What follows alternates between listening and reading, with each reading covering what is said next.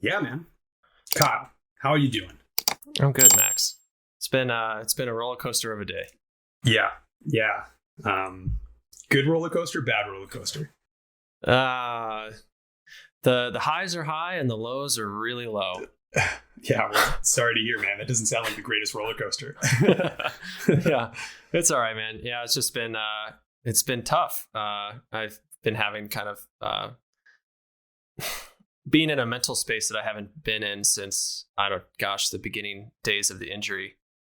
Just kind of feeling super low and flat and unmotivated, which is weird because I've got a lot of good stuff going on right now. So I don't know if it's just kind of, I don't know, mental release or something like that, but it's definitely been affecting me the last couple of days. Yeah, yeah. Well, sorry to hear that. And, that's a bummer. And I think obviously just like a part of injury, like obviously the last month and a half, I've been telling you, like I've been super depressed and down and dealing with anxiety and feeling like lethargic and gaining a bit of weight and stuff. And I've had to like really back off of like rehab or training, haven't been climbing. And I'm just kind of like cresting the corner, like starting to feel a little bit better and energetic and feeling more right in my mind and stuff. So, I think I think I said this to you earlier, but it was like, you exude positivity. And so, this is a little moment to see that you're human, going through an injury this severe and stuff. It takes a toll on you for sure. What do you think the major switch for you was? Because I definitely remember you were in just a pretty rough place, and I definitely feel for you. Like what changed? Yeah. I'd say started doing like positive affirmations, really leaning on Ray a whole bunch. She's been like such a huge support and helping me a whole bunch. Just trying to start exercising a little bit more, doing a tiny bit of yoga, talking about like, trying to meditate regularly. And then for me, like personally, I was kind of like casually drinking too much. And that was really, really affecting my psyche and stuff. So, I don't know. And also sometimes like, I think you might need to lean into just, feeling really bad for a little bit. Like it sucks. And it might seem like, like you want to just like get out. You don't want to feel like that. But the reality is like when you're dealing with really bad trauma and you're really hurting, both mentally and physically, sometimes you gotta feel bad for a little bit. And like it's, you get those really lows and you pick yourself up and, it's only up from there, if that makes sense. Yeah, definitely. I think it's a uphill battle, especially in the beginning. Once you kind of get to that state, all the positivity and stuff just feels like so challenging to even get into that mindset again. Yeah, for sure. And like the first 3.5 months of my injury, like I was super energetic. I was positive. I was up. I was still like fingerboarding and training, and I was stretching, and I had like energy, and I was feeling vibrant. And then like it's like it just hit like a button almost. It's just like I just took like a big emotional dip. And, and I think a lot of the things I was dealing with were really psychosomatic. And when like my emotional state is creating physical reactions. And so when you couple those kind of reactions with then just like the general trauma of the injury, which is like pain all the time and low energy and stuff. And then you have these psychosomatic things where it's like, okay, well, I'm depressed and I'm feeling negative. And then that is making me have less energy. And then less energy is making the pain worse. And you kind of get in this like positive feedback loop, right? And sometimes it'd be really nice if you could just like will your way out of that. But I don't think that's necessarily the reality. Sometimes in really bad injuries, you have to take a little bit of a dip off the map and just and feel bad for a while. And you'll eventually pick up the pieces and start climbing back up to where you were from there. How much do you think the mental state you're in has to do with just the brain chemistry itself? Sometimes I feel like, I don't know, maybe it's like lack of nutrition, or I'm like not hitting certain needs of like my body. Sometimes I feel like that's kind of the cause of my mood sometimes. Like, what are your thoughts on that kind of underlying issue rather than it being self-created almost? Yeah, I mean, there could be so many different things, and it's probably a mixture of a whole bunch, right? It's probably part what you're talking about, whether it's like self-created, and then part also just brain chemistry. But I think also the reality is like, we could look at like the fight or flight system, right? Where it's like, okay, you see a bear and, you're either ready to fight or to run kind of thing, right? And your body can do that for a certain period of time. And then it goes into an exhaustive state afterwards where it kind of, really depressive and dips and you crash and your immune system drops off the map and all these things happen. Like I actually just was reading about this recently in a psychology course I was taking.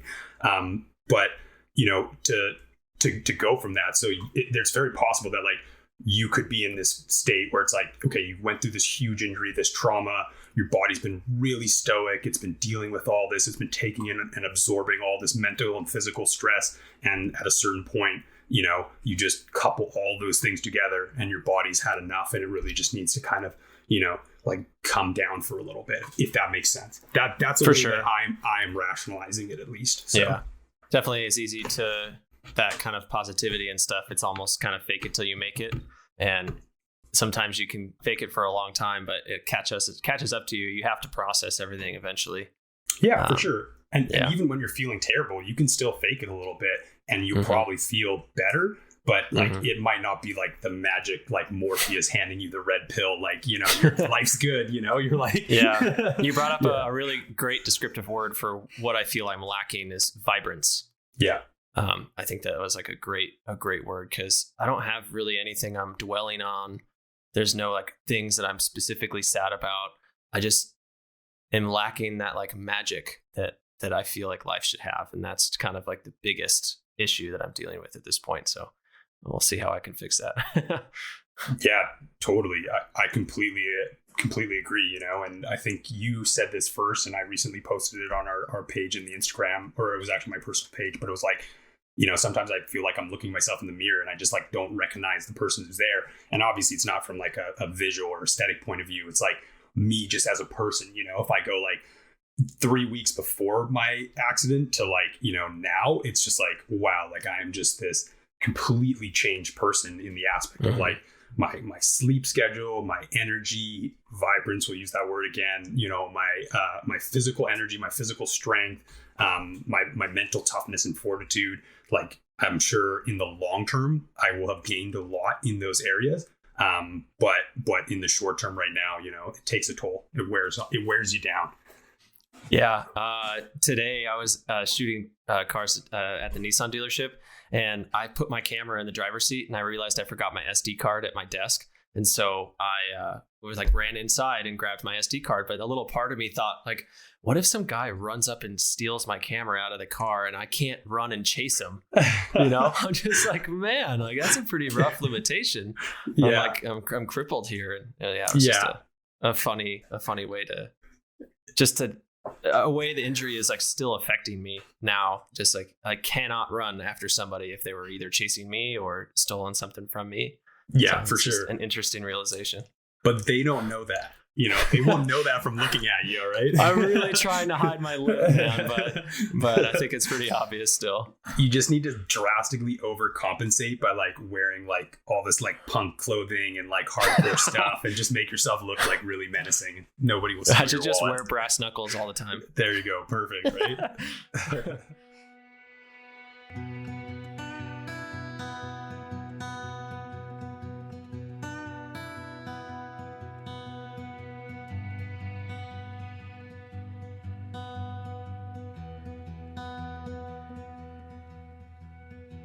Hello, everybody, ladies and gentlemen, listeners. This is the Climbing Majority Podcast, and today we are going to be talking about coping with traumatic injury. Obviously, this is a topic that hits pretty close to heart for Kyle and I would say, or close to ankle, does. I guess. But yeah, so I guess without further ado, we'll just kind of jump into this topic. And I think the first thing in our structure here that we really want to talk about is like, how we're doing, just like a quick kind of update and just, how we're doing. So, Kyle, how are you doing? Give me the update. I think we just got a little bit of that before, but you might as well do like a little. No worries. Yeah. In episode 3, we talked about my injury. It happened on July 17th. It's just under 6 months ago. recently, just, as you heard in the intro, I've been dealing with a little bit of a flat mood, some unmotivation and depression right now. Not really sure exactly what it's sourcing from, just because everything's going pretty well otherwise. So I just got to kind of figure that out. But my foot itself, I shattered my calcaneus bone, and my left foot, I fractured my talus. I had 14 screws in a plate in my right foot. And at the current moment, I almost have no pain during the day, during daily activities, unless I'm stretching my ankle through like the limits of my range of motion, which is getting pretty decent.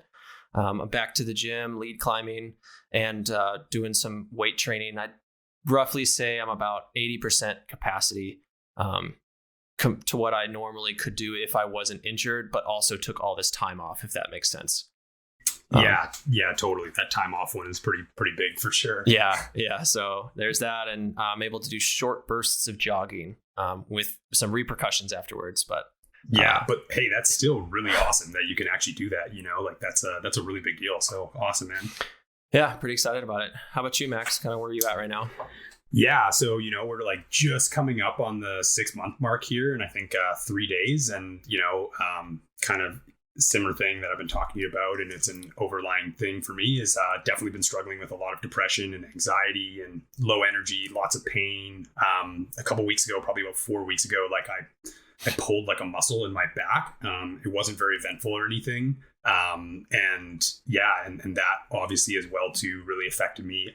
I really like athletics and training and, being able to move. So having, all these limitations and then to go from a period of like things are getting better to like feeling a big setback, that really affected me psychologically and it's just been really challenging. So yeah, definitely really challenging the last couple months. And, it's been hard, but, as I was saying in the intro, I am just like turning the corner now where, I feel like I'm managing my pain a bit better.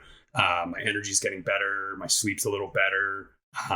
My mental self-talk is like nicer and kinder to myself, dealing with this depression and anxiety. And it's been a struggle, right? And obviously having your whole identity wrapped up into like climbing and athletics and like sport and being somebody who is like that. It's very much a identity crisis as much as a traumatic injury to deal with. And I think this intro or, the beginning of this podcast here is just really highlighting that it's so easy to overlook the psychological effects of dealing with traumatic injury, whether that's a car accident or, a climbing accident or, whatever it is that's seriously altering your life and the way you do things in your routine.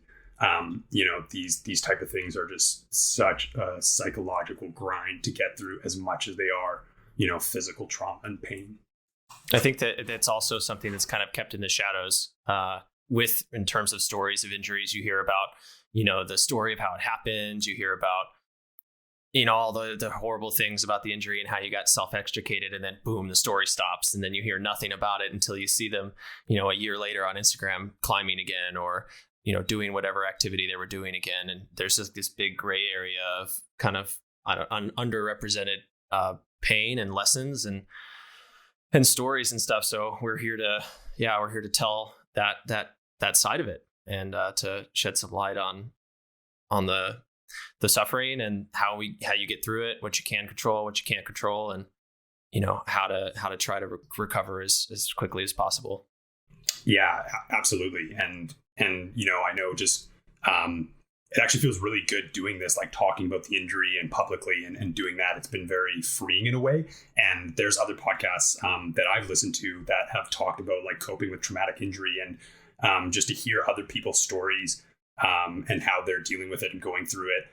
It's very empowering. And it's also really great to know, like, you're not the only one out there who's injured or who's experiencing this. Or, if you have someone who's going through injury, you can listen to this and kind of maybe get like a really good, like other side of the story of how that feels and maybe kind of things that person might be experiencing. So, I'm excited to do this today. Cool. Yeah, me too, Max. Yeah. So I think the first thing we're going to jump into is, we're going to just talk about, things you can't control going through an injury, and just kind of like a brief discussion on that. But, so for me, that stuff like long-term tissue damage. Like I can't control that outcome. I can't change that outcome. That's already happened. Like the damage is done.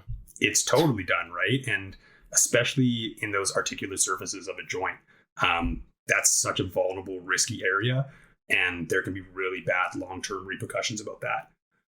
But I think the one caveat to that is you don't really know the full extent of the damage. And so it's good to kind of keep an open mind about kind of how much permanence there is to the injury right off the bat, because there's just no way to tell.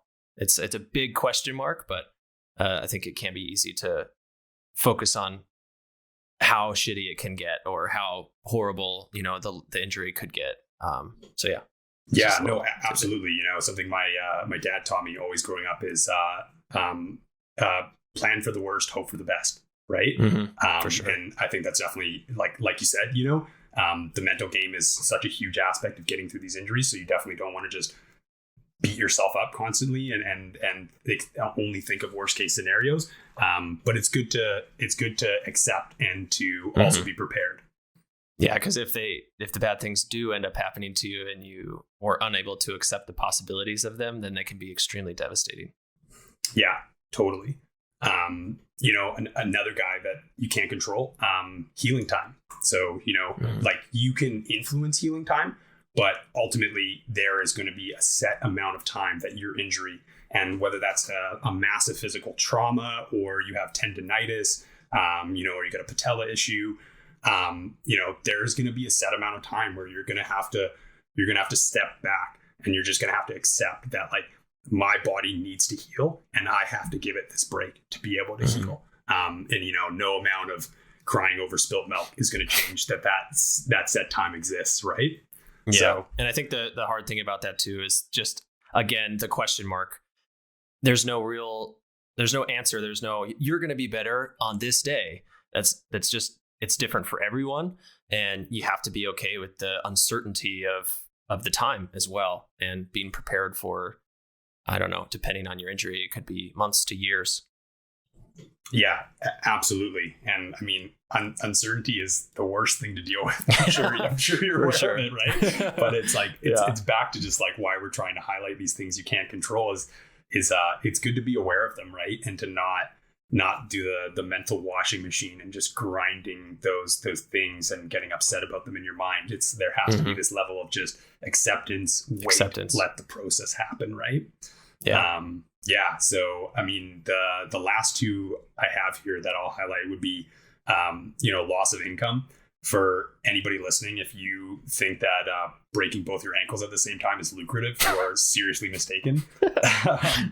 Yeah, and then the other one would be unexpected COVID-related stresses. So, for me, we're in British Columbia and there's a lockdown going on right now. So all the gyms are closed once again. And like, this is just as I'm starting to feel better. And like, I want to go in the gym and do some strength training and some rehabilitation. And I'm fortunate enough that I can get all these things done at my house, but it's still really nice to get into a gym and just mentally be there and stuff. So, fingers crossed. It's really hard for me to work out in the house. I've got a fingerboard. I've even had weights in the house, and I just there's something about the energy of a gym that really feeds the energy of my workout. And I just have a really, really, really hard time motivating myself to get a workout that's even close to as productive as if I were to go to a gym. Yeah, no, I completely agree. And you toss a couple of scoops of pre-workout in there and you're good to go. Yeah, for sure. On the note of loss of income, what were you working? What were you doing for work before this injury? Yeah, so I was working at Mountain Equipment Co-op is what I was doing. Yeah. So are you working there currently? I'm actually going back in 3 to 7 days. It just depends. I'm waiting for a doctor's note to go there. Okay. So yeah, I'll be back at the store, which is pretty nice. And it's been so long. I've been away for almost 6 months now. So then, shout out to Mountain Equipment. Well, actually it's Mountain Equipment Company now. They're not a co-op anymore, but for being so patient with me and kind and understanding that, people in the outdoor industry occasionally make some serious mistakes. So yeah, that's awesome. Are you excited to get back to work? Yeah, I am actually. The social contact and stuff, like we're in a basement unit here. There's so much COVID going on, not going to work and then being injured. It's like my human contact and socialize. Like I'm the least socialized I've ever been in my life. Sometimes I'm like going bananas. And so it's going to be nice to get back in the store and to see some friends and see people. Yeah. Cool. And you're going to be doing school as well as work? Yeah, totally. So just coming up. Busy man. That'll start on the 10th. Yeah, it'll be fun. So it should be pretty good. Nice water pump. Yeah. So anything else on your end you think you want to add to that? Of like, what you can't control. I mean, for me personally, dealing with the long-term cartilage damage to my subtalar joint. My calcaneus just exploded, and there was parts of my cartilage that had sunk into the bottom of my heel, and they had to like put it back in place. So it just got really messed up in there, and I'm almost certainly dealing with unavoidable post-traumatic arthritis in that joint. And so it's just going to be a kind of case-by-case thing. I'm going to try to do some injections and stuff to stay on top of it, but I'm young and I've got a lot of years to live, and that joint is just going to continue to get worse over time. So that's just something I have got to deal with. Other than that, a lot of the uncertainty for me, or at least the stuff that I couldn't control, happened during like those first initial stages of the injury. Just one of the big ones was the accepting my lack of mobility, the fact that I had to crawl up the stairs, the fact that I like couldn't walk. Like I wanted to walk so bad. There was like nothing in the world I wanted to do except just stand up. I remember standing up like as soon as I could, on my good foot, and just like soaking it in and taking like this deep breath and just like enjoying the height of standing. And yeah, that was like a really hard thing for me to accept, just the inability of mobility, the limitations of mobility that I was dealing with. Yeah. Just the unknown time to walk again, I think, was a big one. It wasn't like, okay, how long is it going to be for me to heal? It was like, when can I walk? When can I stand? Like the unknown, like doctors were like, I don't know, 6 months. I was listening to people on Reddit. They're like, yeah, I couldn't walk for 6 months.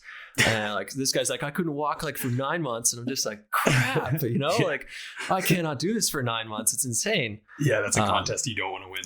No, yeah, exactly. I was determined to not take that long. Yeah. I remember at one point, like when I was still in the wheelchair and everything with double boots, it's like my double boots. Yeah. My knees had gone completely scabbed and raw and were like bleeding because I've been crawling around so much, because it's like, sometimes like, oh, I want that glass of water over there, but like to like jump in the chair and like move around and turn off the brakes is like, or I could just like crawl 2 seconds and come back. So I never expected as a 28-year-old man to take up crawling again. So it's like coming full circle back to child.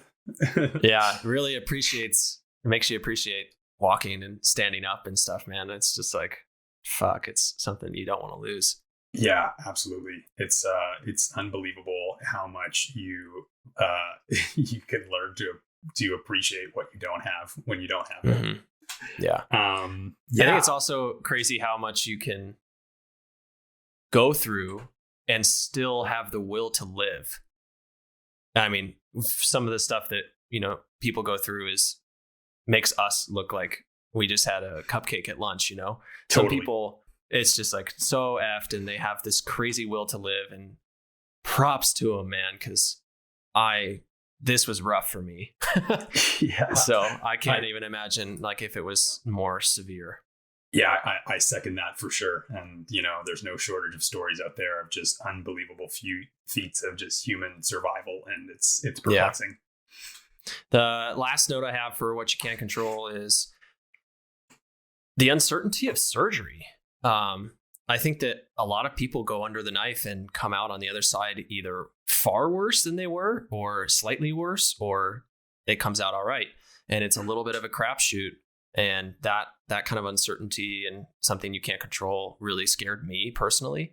Mm-hmm. And I think that on this note, kind of, there is a little bit of control you can have. And to me, it's just doing your best to avoid these errors by finding a specialist in your field. Find someone, if you bust your ankle, find I think it's a podiatrist, someone who, or an ortho that works on feet. And same thing, like try to even find a doctor that's performed the surgery that you're about to have. Don't be the guinea pig. Don't be that one person who's the new doctor, the new surgeon, and you're his test piece. And the chances of getting messed up in that kind of situation are pretty high. So if possible, and you're not just like in the ER room with a ventilator, like super messed up, like try to take the time to seek a specialist and seek someone that has literally done the surgery before. Because I am personally super, super grateful, and I attribute a lot of my uncomplicated healing process to my surgeon because he had done the surgery before. This was the worst he'd seen, so it was still a little bit of a crapshoot, but I feel a lot more comfortable knowing that he had literally done the same exact surgery before. So if you can find that, try to get it. Yeah, I mean, for anyone listening who hasn't seen Kyle's X-ray, the fact that this guy has a functioning calcaneus right now is nothing short of a miracle. And I think the surgeon that you dealt with was definitely a master carpenter constructing his life's finale piece of like this beautiful oak cabinet, which was your calcaneus, right? Yeah, I'm sure you wish you could have kept it and put it on a pedestal or something. Yeah, that would be so good for you though. Yeah. Yeah, sweet. Well, if you don't have anything else, Kyle, I think we'll go That's on it for that. That's that chapter. Yeah, next chapter. Yeah, totally. So the next thing, is kind of like a natural progression to what I can control, right? So, what I can't control, those are things that you're not you need to just learn to accept. But things you can control that you can be proactive and active and you can work on. Those are kind of the next topic that we really want to touch on. So, Kyle, awesome, take it away. Sure. Mine, I think, is going to be a little less in depth as you, Max. I know you're studying kinesiology right now. Is that correct? Yeah, correct. Yeah. So you're going to have a lot more in depth than me. For me, a lot of it was, I don't know, like mental positivity, and kind of like more broad things. So I'll just dive into it real quick. First of all, to me, it was seeking treatment. And that is anything. Anything I could do to make my situation heal faster, to heal more fully. That was my focus. It's like, how do I get better? And if that's resting, icing, elevating, I was just like, everything was about getting better as quickly as possible rather than kind of like wallowing, or it was just, I'm sure this is a natural reaction for everybody. It's just like, that was my focus right off the bat. So healing was first and foremost. You can control pain management. That one is kind of like it makes sense in the beginning. I think the bigger thing that you can control afterward is getting off of pain management. And I think that's something you can control, but it kind of feels like you can't sometimes. I think we might cover that a little later in this episode. For me, I just kind of visualized a roadmap and made actionable recovery steps. Like, all right, what are my goals to get myself walking? All right, okay, that's actually really far. Like, okay, how can I sit up longer for more than 5 minutes in a chair? Can I sit in my chair for 30 minutes? Like setting these milestones and achieving them and constantly doing that. So I have this like positive feedback and I'm like achieving things along the way, even though they're really small. Focusing on diet and nutrition. I did a lot of juicing, vegetable juicing. I kind of do it in my daily life anyway. And so just really pumping your body full of the building blocks that you need to heal. Your body is destroyed. It's broken. It needs materials to rebuild the area that you damaged. And you have them in your body, but it's mostly going to be from what you consume. And that comes back to diet, taking supplements. There's a slew of supplements that you can take to help your body rebuild, like calcium and vitamin D, just to name a few. Just focusing on giving your body the supplies it needs. Other than that, training. I think that I live my life, even since I was young, always finding the edges of what I'm allowed to do or what I can do. And it got me into some trouble with the law. And I learned that lesson the hard way. But in this injury, I found myself kind of doing the same thing. Like, what can I get away with without exposing myself to too much risk of re-injury? My doctor had all these things like, oh, you can't stand until this date. You can't do this until this date. And I just kind of took it with a grain of salt and listened to my body. And I would like stand on my cast and just put a tiny bit of weight. I was just always finding that edge and how far can I get away with it? And I still am doing that. And I think that helped speed up my recovery process. But I did find that line of safety. And I think that it's really important to note that I probably was risking certain things by taking on the crutches too soon or walking a little too fast. I recently, was bouldering and jumped off the wall and landed on my feet as a test. I built up to it, but I'm just always testing to see what I can get away with. And I think that has helped me. I just don't have any proof of that. And then the last thing for me is really about positivity. I know you saw for the first couple months, I was definitely kind of like on this high and always feeling good and everything's good's happening. And I've definitely kind of crashed down a little bit lately and rebalanced myself. But I spend a lot of time focusing on a positive attitude.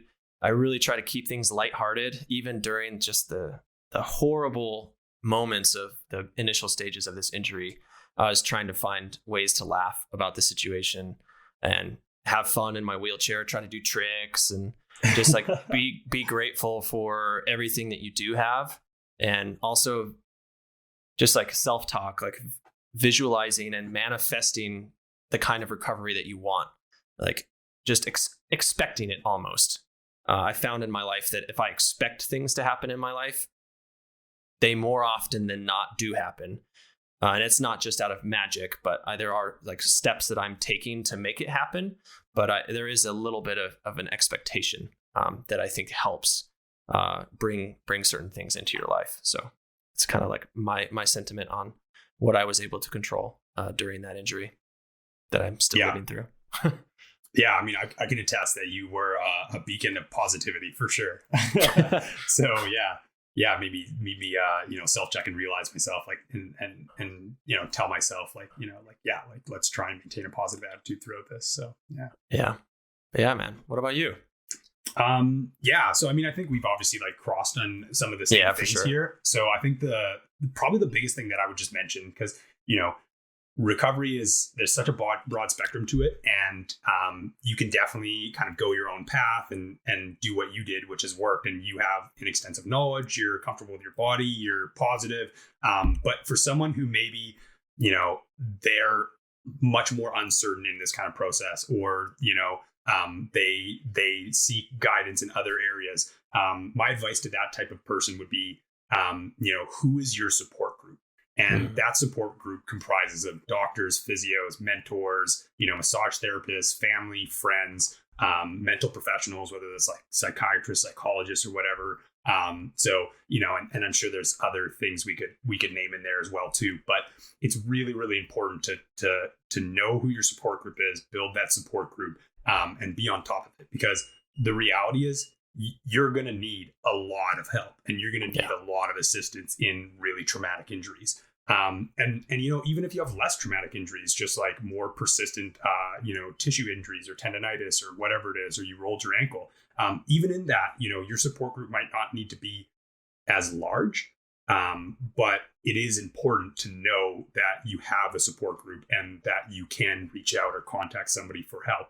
And something as well too, it can also be pretty challenging to find people you want to work with and you enjoy. So when you do build this repertoire with these people, whether it's the physicians or the friends, the family, not that you want to get injured multiple times, but for the most part, especially athletes and climbers, people do get injured. And it's good to know that you have the skills necessary to find that group and to get a group of people who are going to support you and your success in your recovery. I think that's a good note. And we've talked about before, not being a curmudgeon-y person or just not being a negative person. If you're that kind of person and you're kind of just like shutting people out and you get yourself into this kind of situation and you try to turn to somebody who you might have been negative towards or whatever, it's not going to turn out well for you. So just another lesson to send the positivity and give people what they need. Yeah. Be kind to the people around you. You never know when you're going to need them most, right? And vice versa. And then, other things I had, I think Kyle covered the majority of them, which was like seeking treatment, pain management, What treatment for yourself? Because I mean, treatment's different for everybody. Totally. Like what kind of things were you looking for right away? Right away, I've had really good experience with IMS.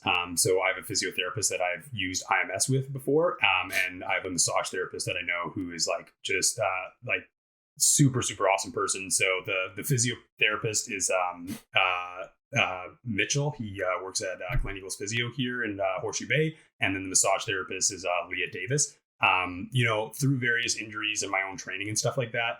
By no means am I what I would call an expert or anything like that, but I have a pretty good repertoire of all the, band work and different things I need to do and stability exercises, and how to gradually increase loads and stuff. So I felt pretty confident so far with my recovery. But those two people have definitely been, a huge ace in my pocket, to say the least, to be able to help my body recover and to just deal with things as they arise, if that makes sense. Will you break down what IMS is? Yeah, so IMS is intramuscular stimulation. So, most people are really familiar with acupuncture, and acupuncture is much more of an Eastern, so kind of like I think it originated in China. Deals with energy systems throughout the body, and I'm not knocking that at all. I know people who love who love acupuncture and stuff. For me, IMS I think is like the westernized version of that, and so it's much more acute. It's like, as opposed to dealing with an energy system and stuff, it's like, okay, this area is really affected and hurt, and this muscle is very inflamed. So they'll put a needle in there, and when it hits the right spot, your body will really, really contract. And I mean, I'm sure I'm butchering the description of this. Like if you talk to somebody who's really good at IMS and stuff, they'll have a way better description than me. But essentially your muscle really grasps with like a huge contraction, and then it completely releases. And so you can get releases in areas that, like, it doesn't matter how much rolling or yoga or stretching you're doing, it's just not releasing. You can get those really good, important releases. And another really interesting, cool thing, like for example, that Mitch does, a lot of the nerve splices that go out of the back, those nerves go throughout your entire body, and they're responsible for sending, communications and signals, neuromuscular signals, to your body, to your muscles. And so, you might have a problem, let's say in your knee, but that could actually be that, like, the nerve splices in your spine are really pinched and they're not communicating with that area well. And then the front of your hip is tight, which is pulling on your back. And so it's usually where pain is manifesting itself isn't always where the actual issue is. Super true. So something that's been cool with IMS that I've experienced is getting that release in those areas in my back. I find it has a really positive effect for me. But I guess disclaimer to anybody listening, if you hate needles, it might not be for you. But, if you get a good person with IMS, they're usually really, really kind, compassionate, nice, totally on there with your concerns. So, it's worth giving a try if you're in a lot of pain and you have an issue that isn't resolving itself. I definitely say, do your own research, make a decision that's right for your body. But it's definitely an avenue to explore for sure. Yeah, I did a little bit of acupuncture, but I don't know. I didn't there wasn't anything mind blowing about it. Yeah. It was a cool experience. I think it went like 4 or 5 times. Maybe it had a contribution to my quick healing, but I have no proof of that. So it's just it's a cool thing to try. Yeah, for sure. I can't really attest to whether it completely worked or not. Yeah. And I mean, you probably want to go, if you have like a really acute issue, you probably want to be pretty consistent with it. But moving on here, the next one I think that I would talk about would be have a recovery plan. And so it doesn't have to be the most in-depth plan ever in the world. But, if your doctor says, okay, we're doing a checkup at, 4 weeks or 6 weeks and then 12 weeks and then 6 months, you're expected to be here. It's good to have a plan and to kind of understand that, or even to have a journal, something that you can reference and you can see how you're doing. Because I know for myself, like going through this injury, if you kind of take yourself on a day-by-day basis and you assess how you're doing, it usually feels really crummy, because like just on that day on itself, you're dealing with chronic pain and you're dealing with your issues and, your problems are A to Z. But when you can kind of like look back, or like take in a picture of like, hey, actually, what was I doing like a month ago? that's when you really start to see this kind of, like linear progression of like, oh wait, like actually I am doing better and I am getting better. And, I have these targets and these goals. So yeah, I think that's something really that can be very useful to the right person. Yeah, I think that along with that is celebrating the small wins. If you can, Absolutely. you can sit in a chair for 5 minutes longer than you did the day before, and you should be feeling pretty psyched. Yeah, totally. Yeah, to take your wins wherever you can get them, right? Yeah. Another one, which I think this is, probably Kyle's kind of bread and butter area, but like, mind over matter, meditation, positivity, however you want to call it, but, working on your mental aspect. That is a huge part of recovery. It is a huge part of dealing with an injury. And it's definitely not something to be overlooked. Your brain is malleable. It is something that can be trained. It needs to be exercised. And I'm probably the most hypocritical person ever right now, because like sometimes for me trying to meditate, I'm like, like banging my head against the wall. But definitely self-affirmations, meditation, those are definitely tools, part of your kit on your journey towards healing and recovery. For sure. So I guess the last thing that I will touch on for that aspect this subject here is training and rehabilitation. And so that kind of takes us into our next segue here, which I have it here as prevention and rehabilitation. Before we jump into that chapter real quick, the one thing I forgot to mention is just when you're super immobile and you can't work on what you normally do and your entire life schedule is completely ruined, I think it's important to not immediately, but as soon as you feel comfortable and you have the mental capacity to focus on something, pick a hobby or a project, a creative project or something that you can do in your new state of mobility, rather than just doing nothing and waiting for this injury to heal, because it's going to take longer than you think, depending on your severity, of course. And yeah, it's just, for me, it was really important. I was really lucky to meet Max and for us to both be psyched on this project. And, working on this together has been a real blessing throughout this whole injury, because it's given me something to focus on. It's given me something to spend effort doing while I can sit in a chair and while I can have a conversation with somebody. So there's a lot of things that you can do.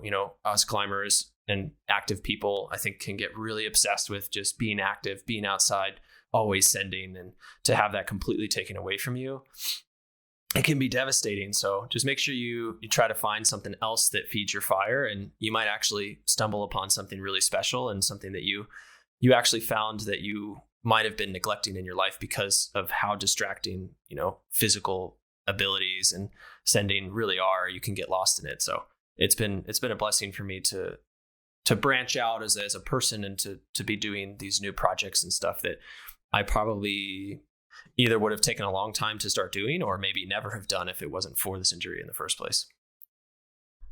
Yeah. Look for the silver lining, right? Yep. But on to prevention and rehabilitation. Yeah. So this is the big one for you, Max. This is definitely the big one for sure. And I mean, there's so many different points to touch on here, and obviously I'm mainly going to talk from a position of like, if you're somebody who's dealing with like a pretty bad traumatic injury. But a lot of these things can scale as well too. Once again, if it's a more minor injury or a smaller injury, I think a lot of these things will apply as well. So cool. Let's hear it. Yeah. So the first thing is definitely you want to balance your fitness gains with injury prevention.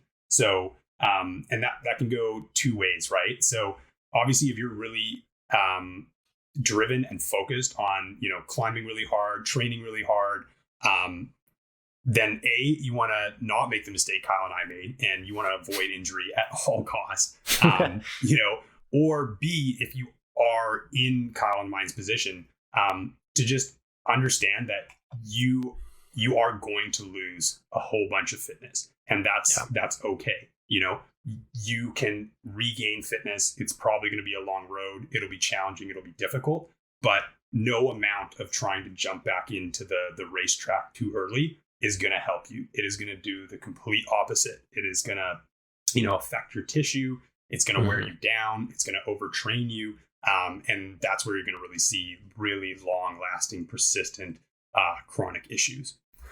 Maybe a small point here, kind of tandeming on what I had just talked about. Maybe try to start focusing on having, for me, myself, climbing was everything to me. It was my bread and butter. It was what I was psyched about. It what got me out of bed. It was everything. And I didn't put enough effort into like other areas of my life. And so when climbing was taken away from me, it was just like this horrible thing. So I think that if I had had other projects that I was like working on, it would have been helpful. So maybe, assess your life. Are you a professional athlete? Are you like training for the Olympics? Are you training for, this crazy goal that's going to get you somewhere in your life? Or is it a little bit of you kind of getting into that obsessive kind of blinding state in your physical activity or in your sport? And could you spend a little more time in some other aspect of your life that might make your life a little more full, so that if you do have that injury happen to you, it's not as dramatic and devastating? Yeah, for sure. And so I think like, going back to that kind of that topic of trauma is, once you've had a major injury, the training stimulus that you're going to require coming out of that injury is going to be exaggeratedly low, like very, very, very low. And so, like something that I can coin here from, I think it was Pete Dickinson or Scott Johnson. You can look them up if you don't know who they are. But it's OES. So overenthusiasm syndrome. And I think so many people in these types of sports are that total type A personality, go, more, faster, harder, better, climb hard, get out as much as you can. It's the same thing in the endurance athlete community. And for those type of people, it's so easy to want to just push too hard, too early.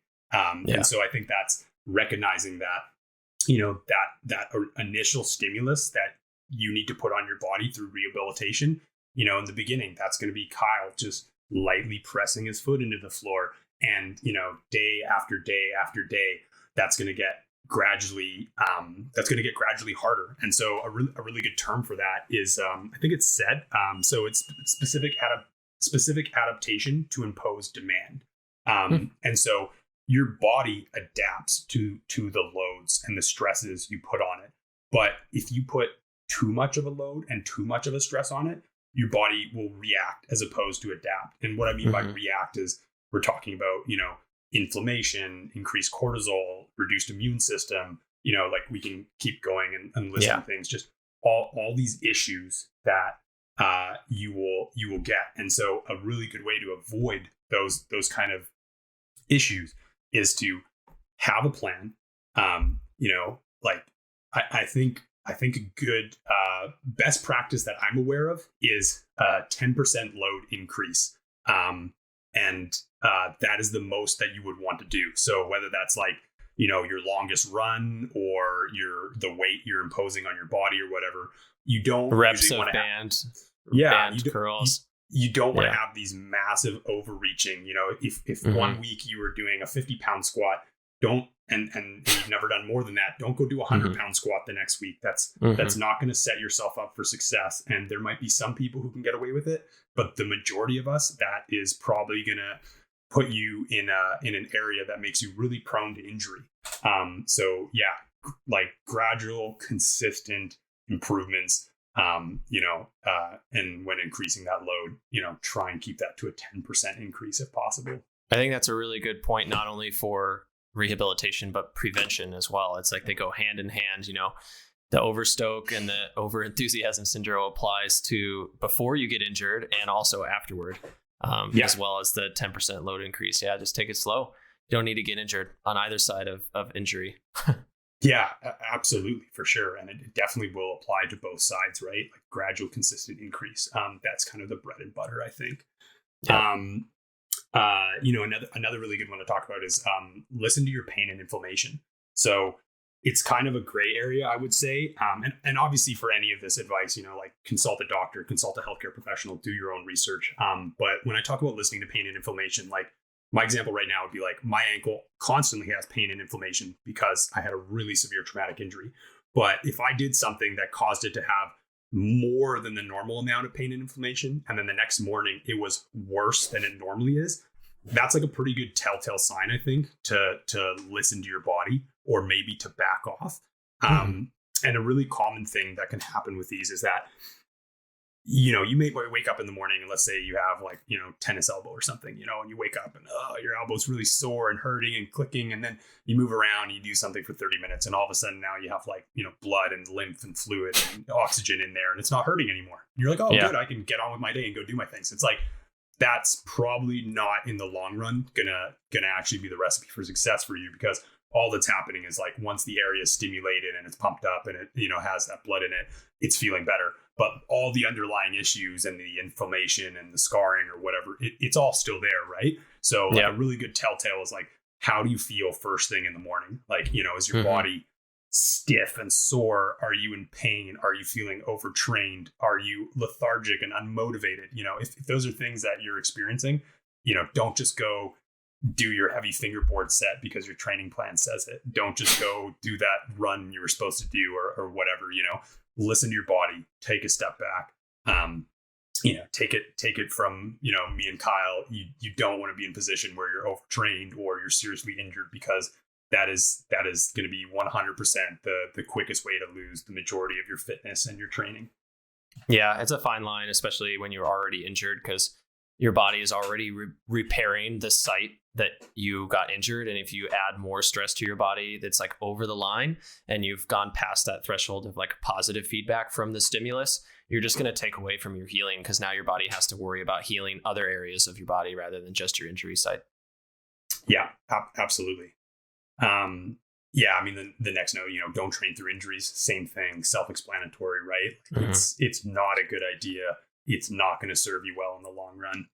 I think that the caveat to that is that doesn't mean to be sedentary. No. It's rehab, I see it kind of as training. It's just extremely modified. Yeah, no, for sure. I mean, you can almost what we would call, I think, typical like zone 1 training, which is like, that's your stretching, your yoga, your physio band work, your rolling, your foam roller. We can keep going. That's swimming in the pool, kicking laps, hot and cold baths, stretching in a steam room, a sauna at your local rec center. These are all things that you can virtually do all the way through injuries and things. Obviously, like there's caveats to everything, but for the most part, those are all really good recovery activities that can be done really safely. Yeah. So I think the next thing that I just wanted to talk about here was strength training. So I think there's some really big misconceptions when it comes to strength training. And I think there's so many more people who should be utilizing this, whether that's injury prevention or like recovery. And so, I think the stereotypical thing we all think of, like, with strength training is like, you think of like a huge power lifter, like, Eddie Hall or Brian Shaw or something, like War Pig guy, or you think of like Arnold Schwarzenegger or some bodybuilder. But a lot of that is either like strength and then mixed with hypertrophy and massive, caloric consumption, because obviously as a climber, you don't want to gain weight. But if you don't maximally tax yourself to exhaustion, so we're talking like maybe 2 to 5 repetitions, and you stop before you have hit fatigue. That all that does is that really increases muscle fiber recruitment, and it increases the way. So it's essentially just going to contribute to your fatigue resistance without growing the muscle. So you're getting stronger without getting bigger, and it's going to increase your tendon health and strength. It's going to increase your bone density. And it also has a hormonal and metabolic stimulus to it. And so what that essentially means is like, as you put that load and that stress on your body reacts to that load, and it gets stronger, it gets denser, it protects itself. And then also with that hormonal stimulus, that's a release of testosterone. And that is going to give your body energy. It's going to help you recover and repair faster. So you can even use this as a recovery tool. And And this type of strength training is what I would call like comfortable strength training. So, we're not going to dive fully into it here, but once again, that's not repping out to failure. That's like, I could do 7 to 8 reps with this weight, but I'm doing 5 or 3 reps with it. So you're getting all that muscular stimulus, but you're not going to the fatigue. You're not going to failure. You're not in hypertrophy, pumping up the muscle, breaking the fibers down to grow more muscle. You are packing more muscle essentially in the same size. Yeah. Is it not muscle or is it neurological connection? My understanding of this was that you're literally packing more nerves into the muscle so you can recruit more cells. Because like a lot of people, like big bodybuilders who have these huge muscles, their muscles are there, but the actual like cell recruitment is less than someone who's done a lot of strength training. They might not be as big, but their muscles move more efficiently because of the neurological development that you've triggered it. Yeah, it is muscle recruitment. It's what it is. I was just saying it the other way to conceptualize it, but yeah, for the most part, it's muscle recruitment, right? Like when you have a motor unit, it contracts 100%. So the thing that changes is the amount of those units that you can actually contract. And as you lift greater loads, your body uses more of the muscle. And as it gets to using more of the muscle, it becomes accustomed and capable of using that. And so that's your fatigue barrier, right? You're producing, you're going more distance, because you have more power. If that makes sense. Or it's like tapping into the unused part of your brain, but it's just the muscle. Yeah, that would be a great analogy for that, for sure.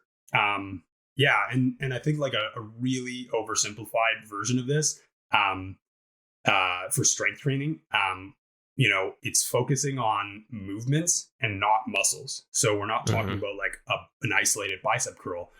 We're talking about like a push, like a chest press or dumbbell press or a weighted push up. We're talking about a pull, like a weighted pull up, and we're talking about a press, like a weighted press. And then the last thing to that would be adding like a single leg exercise. And obviously as you're going like back to that aspect of like, progressive, 10% increase for someone like me who is like coming out of a, severe ankle injury. And if I'm going to be working like a squat and stuff like that, well, like, no, I'm not just going to start off at what I used to squat. I'm going to start maybe just body weight and focus on range of motion. And I'm going to keep progressing and gradually building through that, eventually to be able to get to loads that I'm aware of. And that's also why it's really important to have a plan and to track what you're doing, because it's a really good way of gauging, am I improving? Am I getting stronger? I haven't lifted in 3 weeks. What was the last time I was lifting? Oh, it was a 50-pound dumbbell press above my head. Well, cool. I'm not going to start off at what my previous max was at the end of the strength phase. You can cut those numbers back. So it's a really good way to have a reference. Yeah. I used to be a CrossFit coach for a couple of years, and the term we use for what you're describing is functional movements. And those are movements that you use in your everyday life. And the key ones in CrossFit are the back squat, the bench press, and the shoulder press, the deadlift. Just like teaching your body how to move properly. And this goes with muscle imbalances as well. A lot of people, I think a lot of climbers, you see them, they're all hunched over, their shoulders are like sunken in and their chest is underdeveloped, and they kind of like walk around, and they're always the ones sending the 13s and 14s, but you walk around and they're always like hunched over and have horrible body anatomy. And that's just from overtraining the back muscles and not training the front of your muscles enough. So your shoulders start rolling forward, and that's going to lead to imbalances and injury as well. So just focus on like those functional movements that Max was talking about, and make sure your body is just healthy as a whole and balanced, and you're able to use the muscles for what they were designed for, rather than using like muscles for what they weren't designed for because of your poor movement patterns. Yeah, absolutely. Really well said, Kyle. And once again, like just to hammer this thing home, this type of strength training is for the endurance athlete. It is for the climber who's trying to stay super light. It's for the person who, doesn't even climb and is just listening to this podcast and just wants to be healthier and wants to protect their joints. Like this type of training benefits everyone. You just need to be careful with your initial investment into it to gradually progress and not overtax the body, because when you do overtax it and you lift these maximal loads and stuff in a poor manner, you risk injury. So yeah, but everybody can benefit from this type of training. Yeah. Another one that was from this is actually from Pete Dickinson, and he called it so Pete Dickinson is he was on I think he was a physical therapist for the US ski team, and he's coached various gold medal athletes and stuff in cross country, I think, and alpine. Could be wrong in some of those, but he has coached gold medal athletes and stuff in ski. So he's a very credible person, and he calls it the 1/4 rule. And so, generally for every 1 day you're injured that you can't do something, you're going to spend 3 to 4 days that you need to recover. And so that's either you'll need to spend 3 to 4 days that you'll need to recover. And so that's either resting, or, building into things with that like really light activity. So my example is like, I've spent 6 months with my ankle. It's going to probably be, and I think this is a really realistic estimate to recover from major surgeries, is like, it could easily be 1.5 to 2 years before you hit like your maximal level of function. And that might not be what you used to be, but it will take like 2 years to get to pretty close to the peak of what you are going to do for your healing process. Yep. Yeah, man. That's going to be a long journey for both of us. Yeah. A couple things else that I'll just like quickly throw out here. Yeah. Like your muscle is the shock absorber for your joint. So if you have an area that is, hurt and affected, whether that's your knee or your hip or your ankle, like the list continues, obviously, it's really important to work out those areas and those stabilizing muscles and just strengthen that area, because that is absolutely going to affect the outcome of your healing and the longevity of that area and that joint. Yeah. I think another really big one here is two things that I think go hand in hand really, really well. Rolling. If you don't own a foam roller and you like to train a whole bunch, or you're someone who trains moderately and you're finding yourself sore all the time, foam rolling, or, getting a lacrosse ball or a tennis ball or whatever that is. Theragun, massage gun. Yeah, that'll work as well too. But I'll still say, for me, the holy grail is like the lacrosse ball. I think that's that's the one. But those are really, really going to help break down, like fascia and like just the sticky tissue, and they're going to loosen your muscles. It'd be great if we were all Olympic athletes and we could just get massage therapy whenever we wanted and stuff. But, the reality is that's not people's realities. So, the benefits of treatment are usually dose dependent. So you need really high frequency in rehabilitation.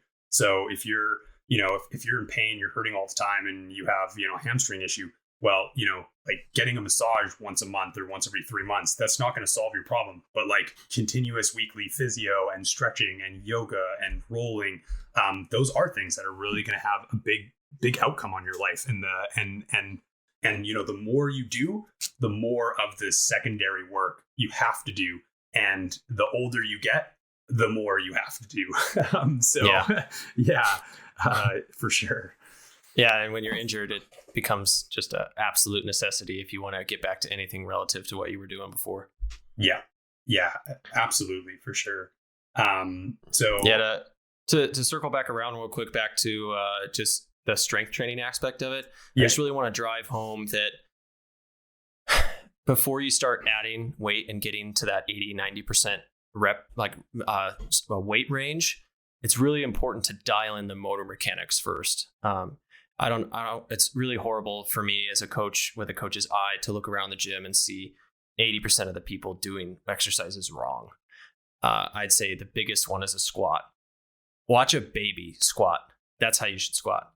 It's funny how we're born learning how to do it properly, and then over time, sitting in chairs and everything, we unlearn how to do it properly. So learn how to squat right. If you're going to be in your toes, you're going to start damaging your knees.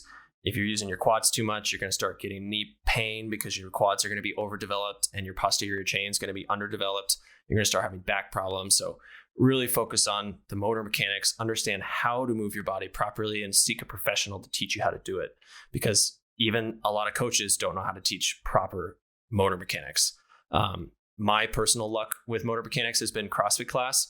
I know it's kind of a heated topic because CrossFit definitely gets shit on a lot, but if you find a right gym, you find a right coach, you find someone who understands it. CrossFit is about teaching motor mechanics, motion, movement pathways, and supposed to be doing it in a proper way. So find out how to learn that and definitely go for it, because if you start putting this strength weight on your body and you're not doing it right, you're going to just end up in a world of hurt, and you're going to wonder why your body's hurting, why you're not doing as well as other people. It's mostly going to be because of your motor mechanics. Yeah, no, for sure. I mean, I think there's caveats to everything we're saying, but definitely, anytime you're talking about exercise, really, really good, strict, proper form is paramount. Mm-hmm. And anything besides that, you're just kind of cheating yourself. So yeah, thanks for saying that, Kyle. Sorry, I keep saying, I think like one more thing, but this is actually a really cool thing that I learned on Eric Horse. So he's like an amazing climbing trainer. If you haven't heard of Eric Horse and you're interested in learning more about like training for climbing, teaching yourself how to create like training programs and stuff, he has like a huge supply of books, whether it's with Falcon Guides or books that he's done himself, but he is an unbelievable resource. And so one of the things he was talking about recently was consuming collagen 30 to 60 minutes before your training. And preferably, I believe, on an empty stomach, but you can look that up on your own. And so essentially what happens is that if and we're talking specifically joints here, right? From like, injury prevention, joints, you have your kind of capsule and fluid is in the joints. And when you exercise and you move, synovial fluid gets pushed into the joints. So it's not your blood, right?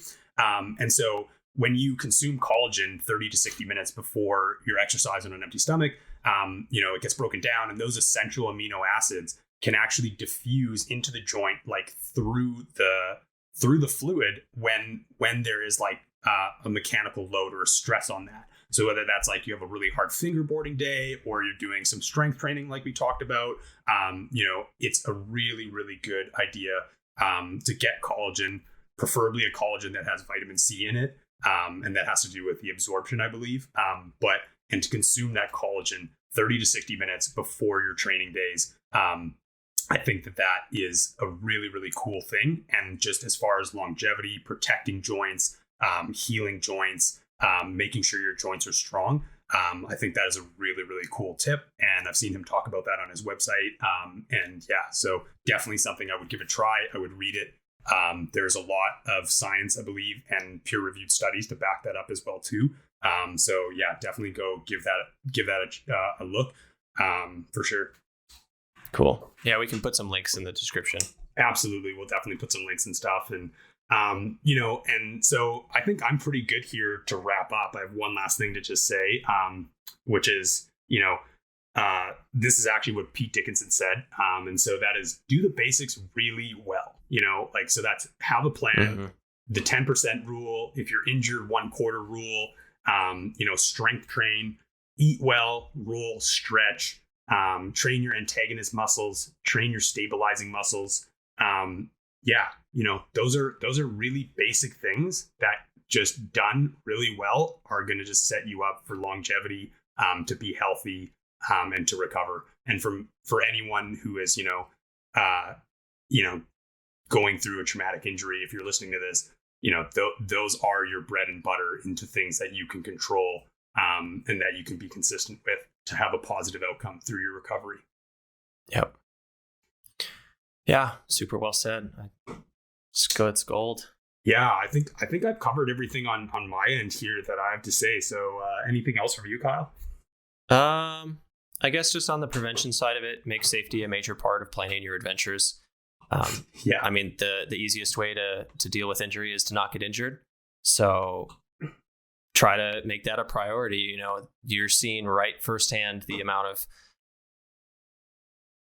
of stuff that you have to deal with after an injury, and it just completely throws your life upside down. So try not to let it happen to you. I think both Max and I can attest, it's it's going to happen the way it's going to happen for us, but I'm sure there's a part of us that wish it didn't. So do what you can, be safe, take that 10% step, even in your climbing, with risk, don't just jump on a bunch of risk right away. It's just not worth it, guys. Take your time, take it as slow, and include safety into planning your adventures. Other than that, if you are going through an injury, get outside. It can be really easy to get trapped in your house, especially if you live like in an apartment or a condo like I do, where you don't have a lot of windows, or a basement suite like Max. It's going to be hard to get outside, and it's really important to just do it. Drag yourself outside. Tell your support group to get you outside. Just, I can't tell you how many times I just rolled myself into a park and just sat there in the sun. And I'm sure it helped. So try to get outside. Your life isn't going to be the same for a while if you're in the beginning stages of this, but just try to find the good things and do what you can to even live a little taste of what you used to have. Because, as climbers and outdoorsmen and women, just being outside is a huge part of us, and it can be easy to forget that. So, And I think as well, I would love to just throw in, if you are somebody who is dealing with injury or dealing with traumatic injury, or you're a loved one of somebody who is, we would love to hear from you. We would love to answer any questions, or maybe direct you at potential resources that might be able to help you. And we just love to hear from you. So, our contact information and email will be accessible, in links. So please reach out. Please don't hesitate. Yeah, definitely. Thanks for listening, everybody. Be sure to check us out on our new Instagram and Facebook page. We'll be posting content surrounding our topics today, and with our following episodes, we'll post relevant content, videos, pictures, news articles, and snippets of episodes to come. Like we just said, we'd also love to hear about your personal recoveries and your methods of healing. Feel free to email us at theclimbingmajoritypodcast@gmail.com, or simply DM us on Instagram or Facebook. We're definitely trying to build this community, so we'd love to hear from you, and you'll definitely hear back from us. Let's continue to bring positivity into our amazing group of non-professional climbers. But until next time, I'm Kyle Brocksterman, and this is the Climbing Majority Podcast.